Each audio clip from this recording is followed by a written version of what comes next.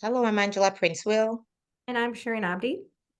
And on today's podcast, we're discussing gifts and inheritance. And we want you to know that you either trace it or lose it. So, our topic for you is gifts or inheritance, trace it or lose it. So big picture general idea is a lot of times people get, inheritances, gifts from family, bosses that you were good to, whatever the case may be. And when there's a separation going on, we find that there's a lot of misconceptions. As a general rule, you may know that you can exclude this, but there's a lot of nuances to that. And we just wanted to discuss those with you today and hopefully help you better understand what could sometimes be a complex issue. It is very simple, by the way. It is simple. So we're just going to give it to you. Where do we start? So, should we trace it or lose it? Start there. What does that mean? Well, I mean, we hope that it's pretty self-explanatory, but if you trace it, you may not lose the exclusion. If you don't trace it, you may lose the exclusion. Of course, it has to qualify as excluded property. So just to your point about, gifts, it has to be from a third party, not from your spouse. So a lot of the times, people will say, well, it was a gift, versus a loan or whatever the circumstances. If it's a gift from a third party, it's excluded property generally. And of course, an inheritance from a third party, of course, obviously you wouldn't be dealing with an inheritance from your current spouse, or else we'd be dealing with a whole host of other issues. But ideally, the general rule is if you can trace it and not commingle it, and if you commingle it, at least make sure you're commingling it in right assets versus wrong assets. And we'll get into kind of what that really means. But overall, it has to be property that exists on the date of separation to even be something that you're willing to exclude. So a lot of the times people will have historical inheritances that have been long spent or gone and nothing has been accounted for and doesn't exist at the date of separation in any asset form. And therefore it's not able to be excluded. Yeah. So sure, you've said a lot, and there's a lot of good stuff in there. But for people that are uninitiated into this area, I'm going to try to break. I'm going to try to break down a lot of points that that jumped out to me as you were speaking. So one of it is putting it in the right property versus the wrong property. Expand on that, please. Yes. So if you have a gift or an inheritance, make sure the goal is really to keep it separate. If you put it in a joint asset with your spouse or any joint asset, let's just say you put it in the matrimonial home, the exclusion is lost. You have to be able to make sure that you're not putting it in joint assets because either you can lose the exclusion completely, and to make it completely clear, just don't do it. Don't Yeah. put your inheritances or gifts that you've received in any joint property, especially the matrimonial home. Yeah, sure. I want to separate that a little bit because in the matrimonial, when you put it in the matrimonial home, the exclusion is gone. You've lost it's lost its exclusionary character. You can no longer exclude it. It's fair game. When you put it in a joint asset, however, you're entitled to exclude your portion of it. So it's treated differently. So I just want to make that like Yes, somewhat it is clearer. absolutely. Yeah. It's treated differently, but it's still not to your benefit, of course. Obviously, if you can keep it separate, you can exclude the entire portion of it so long as it remains at the time of separation. So if it Yeah. So if, exists, mhm.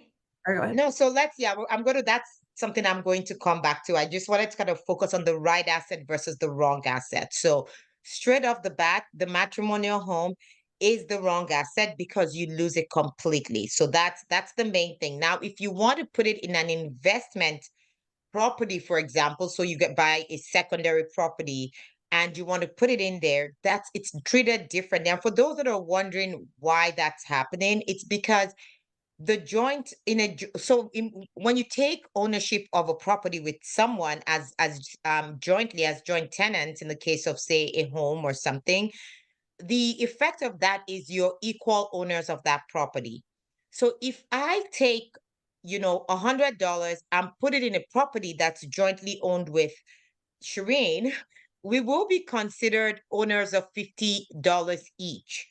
That's the presumption. Now, are there ways to rebut that presumption? And generally, yes, there is. But how that affects you in this context is when you go to exclude property, the courts would not allow you exclude that $100 because now you no longer really own $100. You gave Shireen $50, right? So you can only now exclude $50. Obviously, Shireen can't exclude it because it's not her gift or inheritance. So that's why, again, if you must put it in a property, maybe one that's not the matrimonial home, but I think something people always forget, Trina. I don't know if you've noticed this in your experience. I find that a lot of times partners, spouses, common law partners, generally don't think about how they take property. It's almost assumed that they should take it jointly. And Mhm. there are benefits to those, but I find that even most people, when they're speaking to us, weren't consciously they weren't consciously trying to get even the benefits of joint ownership. It just seemed like what you did, right? You bought a house with someone you loved and you just put it in joint ownership. So you can invest in a joint asset, but you can be a tenant in common. And so what would happen is, as tenants in common, you can spell out your respective positions.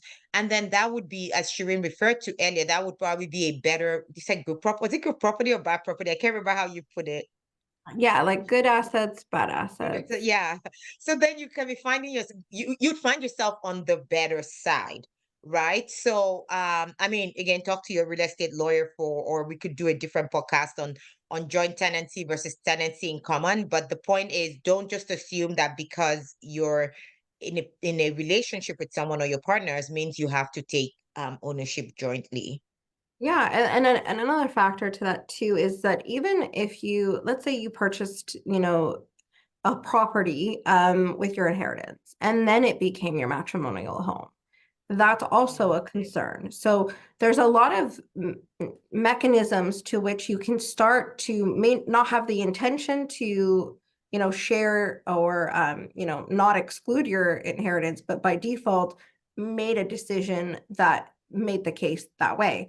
So long story short, matrimonial homes, stay away from putting your inheritance in it. And a lot of the times we've had cases where people have taken, hundreds of thousands of dollars in their inheritances and gifts and paid off completely the entire equity of that home to no benefit to them other than, maybe no mortgage for a period of time, but your spouse is equally benefiting from that process.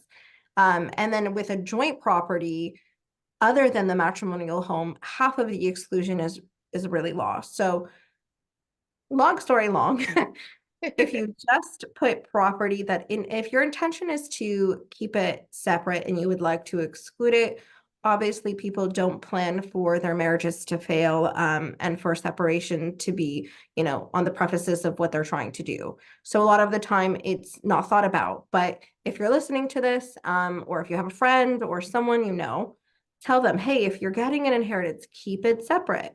Keep keep a trail of where it goes. Obviously, if it doesn't exist at the time of separation in any asset form. So let's say, for Oh, example, yeah, I would want to come back to that in a more fulsome way, actually. fair enough. So yeah. Yeah.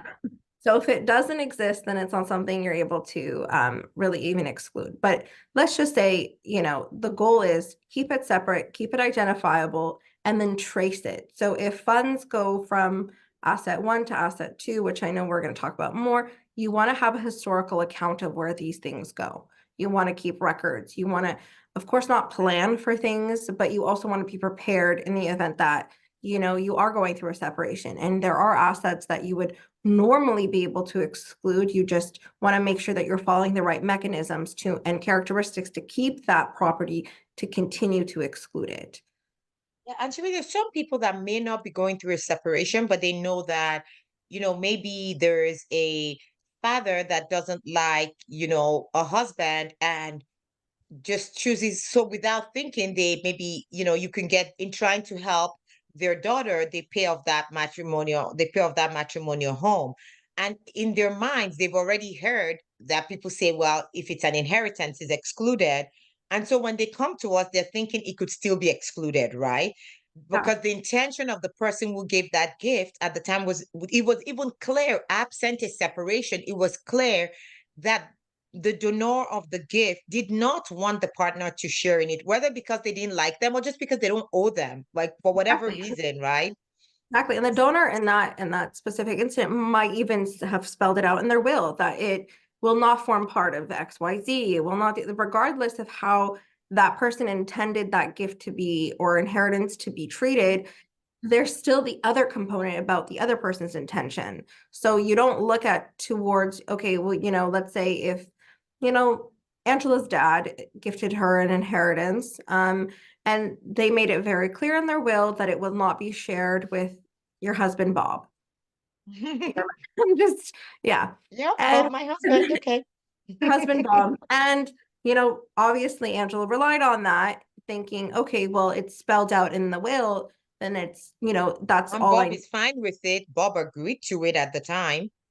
yeah. And then Bob agreed to it at the time we're here. But now Angela has since put that same inheritance in a property they own or a joint bank account they own, or, even in the matrimonial home. And now she's having to look at maybe we're not getting an exclusion at all, or maybe losing a part of that exclusionary nature. So it becomes concerning. So yes, a will might indicate, how someone may have intended to gift it, but there's added parties that the court would really look at, not Well, necessarily. there's the law. There's the It's just family law, and what somebody says in their will is not going to override what the Family Law Act says, period. exactly. Yeah. And so I want you to expand on this because you keep kind of touching on it, and I just want you to really talk about I'm why teasing. is it important for this? Like you've been saying it must exist on the date of separation. Why? Well, if it doesn't exist, there's nothing to exclude. So if, let's say, for example, I had an R, let's say I had, $50,000 from an inheritance. And, that was 10 years before the date of separation. But I had spent all of that in no identifiable way. So I just spent it on groceries, spent it to fund my life, I didn't keep track of it. And now we are, and no identifiable like asset, meaning I didn't put it into a card that still exists at the date of separation. I didn't put it into a bank account that still exists, and things like that. I would not be able to get the deduction for or exclusion for something that doesn't exist. So, for example, if the opposite occurred, if I had $50,000 that I put into an RRSP, and that same RRSP that I solely own is now $100,000, I would be able to exclude the entirety of the value of that property because it stemmed from that one inheritance that I got. And that I continue to identify it, continue to grow. Whatever the accumulation of it is not really relevant in terms of how much you're excluding. It's still the same asset. So I would be able to exclude the entire portion of it, not just the $50,000. It's all of the portion of it. So because I have been able to trace it, identify it, and I hope that makes sense. Yeah, okay. So I think the main thing that, for those that are starting to glaze over and wonder, like, oh God, I didn't know it was this complex. I did say it was going to be simple, but I think the main thing to take away from that is that it needs to exist. And it's, people come to me all the time and, they're like, well, I received whatever X number of dollars so many years ago, and my partner knew, and we took a vacation and we did this and that, like Shireen just said, then it unfortunately it can't, you can't exclude that. It's gone. However, if you take the money from, you following up on your example, if it's in an RSP, and then now from that RSP, you've now bought a home, and then from the home, you've now, done this and that, like then that's you could still get your exclusion, but there has to be property that we can, there has to be something. And I think when I'm saying property these days, people, when we say property, they're I think thinking real real estate. property. So even Yeah. if you use it in buying Pokemon cards are property, but a painting, that's probably obvious, but a sneaker collection, Bought a that's a car, property too, huh? buy a boat, buy a car, buy a motorcycle, Yes. And that's the issue with a lot of things. If, like, for example, you put into a property that you solely own too, but you use those funds, let's say it's $50,000 from the inheritance, back to my example, but then another $50,000 came from another asset, then you're not excluding, the funds that didn't come from an inheritance. You're excluding only the portion that came from an inheritance. So I hope that there's a scenario where people might not have Yes. enough to purchase an asset, but might commingle their existing assets to get whatever it is that they're looking for, whatever property that they're looking at. So it's important to identify, it's important to trace it. And it doesn't need to be that every, month you're saying it's still here, it's still here. It's more of when it's moving that you keep track of it, that you illustrate it, you keep a supporting bank statement. If it's moving from one account to the next account, you need to be able to satisfy anybody else looking at it that there's no question that these are the same funds that we're talking about, Mhm. And sometimes, I mean, I don't want people, that are thinking of separation and are not there quite yet to be overwhelmed, right? So if you have this money in an RSP, for example, and you're trying to buy a home and I don't know, the RSP example is a bad one because I'm sure like most financial advisors will say don't do it, the taxes, whatever. But let's just say it was a thing and you were taking it from there, you were using it to buy buy real estate. If the real estate is in your name alone, and let's say for whatever reason you don't have proof of that, there's also common sense ways. So if you're already too far gone and you can't really trace this, well, there's common sense ways. If you're not making enough to save up a significant amount of money and all of a sudden you were able to have $500,000 to put on a home, it's only reasonable to assume that it was that inheritance that allowed you to do that. So if you're not detailed and you're not doing what Shireen's advising you, if you haven't done it yet, then don't worry, there's still hope. But ideally, what Shireen's teaching you is sort of best practice. Like make sure you keep things straight, be able to follow it.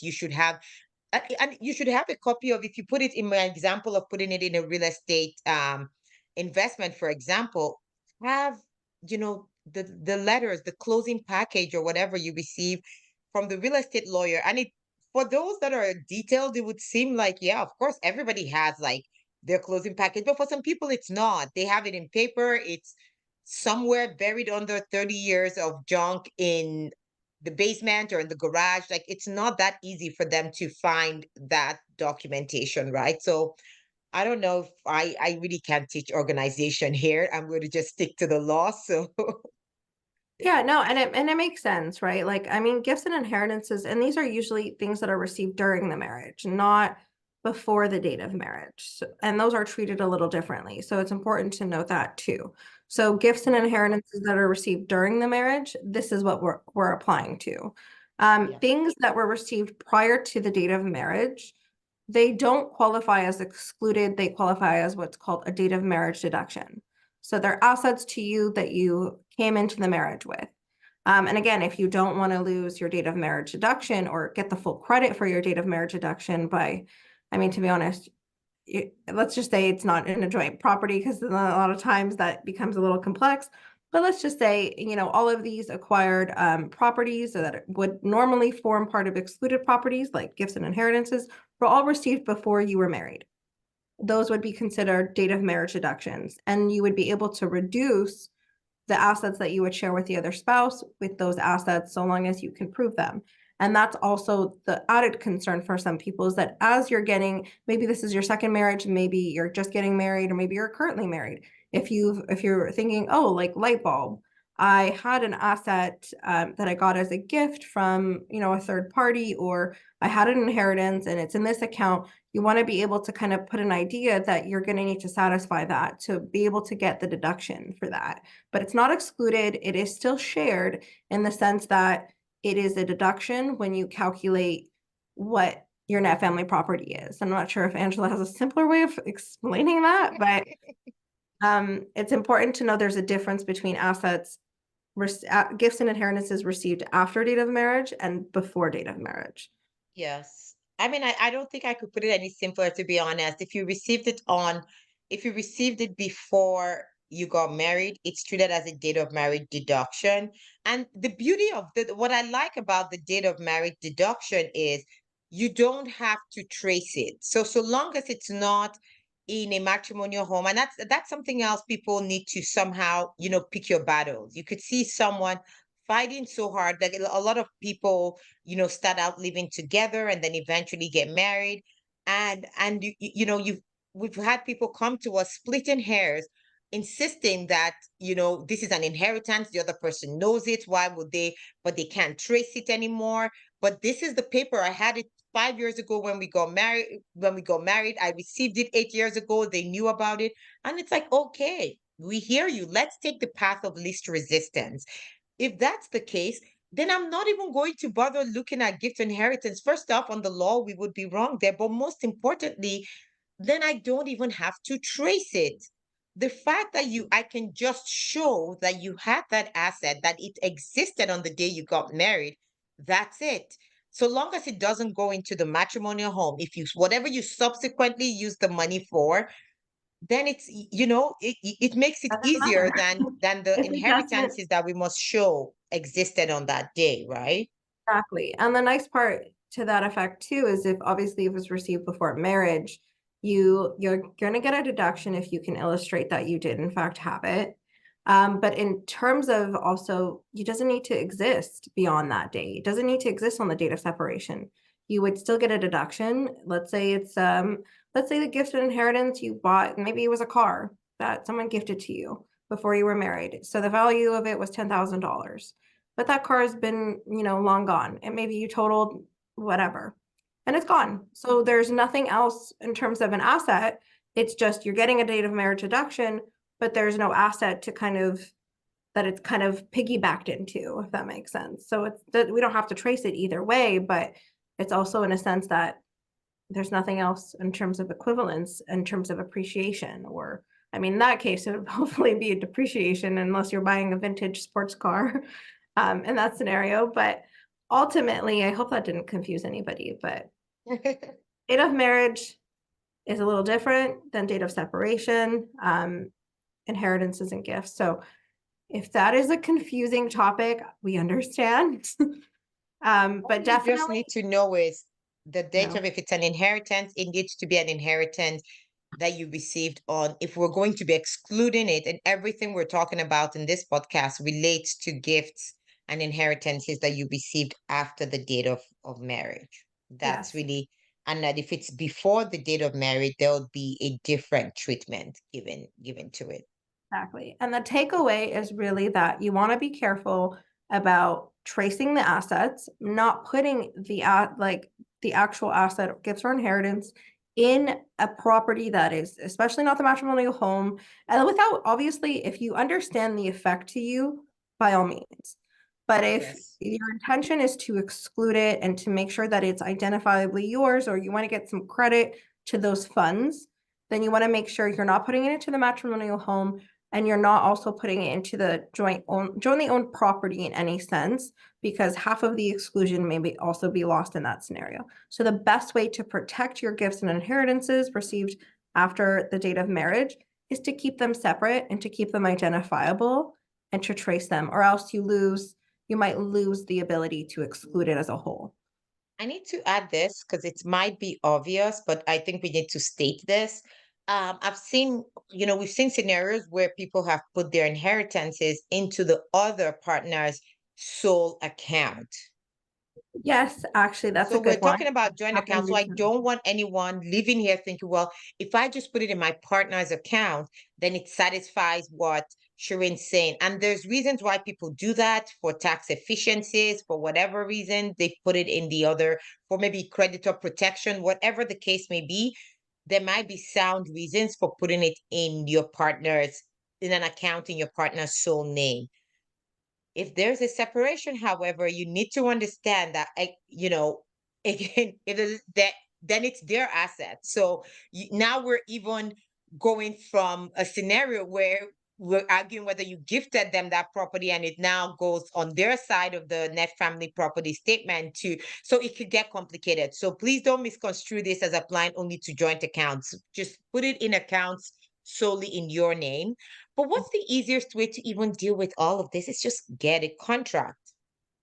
Get a Yep, and contract, a that's cohabitation something. agreement, a marriage contract. Then, it makes all of this easier, right? Yeah, and like for example, like sometimes people will gift people or they know that they're set to inherit like a cottage, for example, and this happened recently while they're married and their family's concerned that the cottage they want to make sure is being stayed in the family and they want to gift maybe their daughter the cottage and maybe have put it in her name maybe prior to their passing, but that was the intended benefit that had they passed, it would have been inherited regardless. In that scenario, I mean, this is a recent situation that I have, and they're doing a marriage contract to make sure that that property is protected. And a lot of the misconception is that people will not enter, well, you can't enter into a marriage contract while you're married. You can enter into a marriage contract at any point during your marriage. Mhm. So Yes. that's something you want to look out for. So if you're set to an inherited property or you have concerns about, how the impact will be, or if you have an inheritance that maybe you want to put into the home, but you want a contract to say, well, I'll get it back or it'll be factored in this way. You want to have a marriage contract in place that articulates those terms and that is signed. Um, and so that there's no confusion about your intention to keep however you intend to structure that property. Right. Okay, so I think we've made it clear enough that if you have a gift or inheritance, you it's either traceable or you're losing it. So that ties into it existing on that valuation date. If we can't find it anywhere, it's gone. And the way you keep it matters. So if you put it in a matrimonial home, it's gone. If you put it in an account in the other person's place, it's in the other person's name, it's potentially gone. You put it in a joint account, you're losing a portion of it likely. And so we suggest, putting it in something that's solely your name. Again, only if that's your intention. If your intention is, I want to gift half of this inheritance to my partner, then by all means, none of what we're saying matters. But we find that in 99% of the cases we're dealing with, people are unaware of the consequences of their actions. And that's why we always suggest a marriage contract so that you go in informed, or you can relax and do whatever you want to do within the marriage, knowing that you have this contract that's protecting you. I don't know if you have anything else to add to that, Shireen, or I don't know if that summarizes it, but that's my take. Nope, that's perfect. Thanks for All listening, guys. right, guys. That's it for today's podcast. And until next time, bye for now.